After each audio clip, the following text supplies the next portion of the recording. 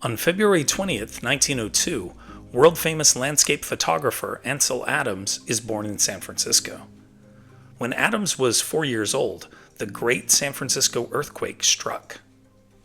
He survived the initial quake unscathed, but one of the aftershocks caused him to fall face first into a garden wall.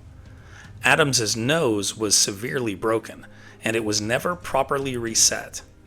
It was distinctively crooked for the rest of his life. It even affected his breathing, and apparently he was something of a mouth breather because of it. Adams was a hyperactive child. This caused him to be kicked out of several private schools, so his father pulled him from school at age 12 in favor of private tutors. At 14, Adams visited Yosemite National Park for the first time. It was at Yosemite that his father gave him his first camera. Adams then took a part-time job with a San Francisco photograph finisher and learned darkroom technique. The Spanish flu pandemic struck the world in 1918 when Adams was 16 years old. He contracted a severe case of the disease. It took several weeks for him to recuperate. It caused Adams to become obsessed with cleanliness, and he started washing his hands after just about every activity in an obsessive manner. His next trip to Yosemite helped to cure him of these compulsions. There was something for him that was healing in nature. Adams joined the Sierra Club and took a summer job as a janitor at the club's lodge in Yosemite from 1920 to 1923. He captured impressive landscape photographs in his off hours. Many of his most powerful photos throughout his career were taken in Yosemite. Adams's first love, however, was music, and when he first dropped out of school, he dedicated himself almost completely to the study of music, especially the piano. He became an accomplished pianist and hoped to make a career as a professional pianist. One difficulty he faced was the inability to practice during the summers at Yosemite. A park ranger introduced him to landscape painter Harry Best, who had a piano in his summer studio. Adams was able to practice there, and he also became acquainted with Best's daughter, Virginia. A few years later, Ansel Adams and Virginia Best married. Harry Best's Yosemite studio is, today, the Ansel Adams Gallery. By 1930, Adams decided to turn his attention from the piano and fully dedicate his life to photography. But he never lost his love for the piano, so much so that in 1945, at age 43, he decided to make recordings of his own interpretations of some of the works of Beethoven and Chopin. Now let's back up a bit.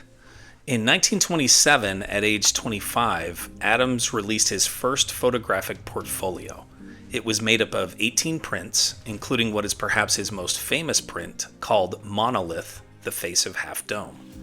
He earned $3,900 for the portfolio. In 1930, Adams met photographer Paul Strand, whose photos of the New Mexico desert greatly impressed and influenced him. The simplicity and realism of Strand's photographs stood out to Adams, and he worked to incorporate more of this into his own photos. Adams began writing articles for popular photography publications. These were mainly technical articles about the art of photography. By 1935, Adams had become renowned in the photographic community. London's Studio Publications commissioned him to author a guidebook for photographic technique. The book, Making a Photograph, was published in 1935. It was illustrated primarily with his own photos and was hugely successful. Adams was then able to use his prominent position in the field to increase public acceptance of photography as fine art. Throughout his career, much of his work focused on America's untouched wilderness areas, particularly in national parks and other protected areas of the American West. From the 1950s on, Adams's focus was less on taking new photographs and more on editing books of his work and his efforts as a conservationist. From 1934 to 1971, he served as director of the Sierra Club, which was founded in 1892 by influential conservationist John Muir, and which Adams had joined as a boy. Many of Adams's books later in life are more focused on conservationism, and he used his photographs in those books to promote the effort. In 1980, U.S. President Jimmy Carter awarded him the Medal of Freedom, which is the nation's highest civilian honor.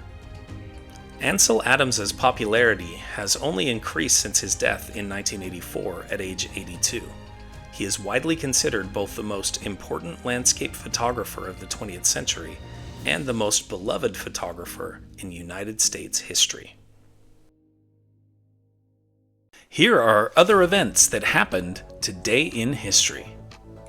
In 1895, black leader and former slave Frederick Douglass dies in Washington, D.C. at age 77 or 78. In 1927, actor and activist Sidney Poitier, the first black winner of a Best Actor Oscar, is born in Miami. In 1962, aboard the spacecraft Friendship 7, John Glenn becomes the first American to orbit the Earth. In 1998, at age 15, American Tara Lipinski becomes the youngest Olympic figure skating gold medalist. In 2003, 100 are killed during a Great White concert when a pyrotechnics display sets the club ablaze. In 2014, Russia begins an invasion of Ukraine's Crimean Peninsula, annexing the territory a month later. In 2014, the U.S. vetoes a UN Security Council resolution demanding a ceasefire in the Israel-Hamas war.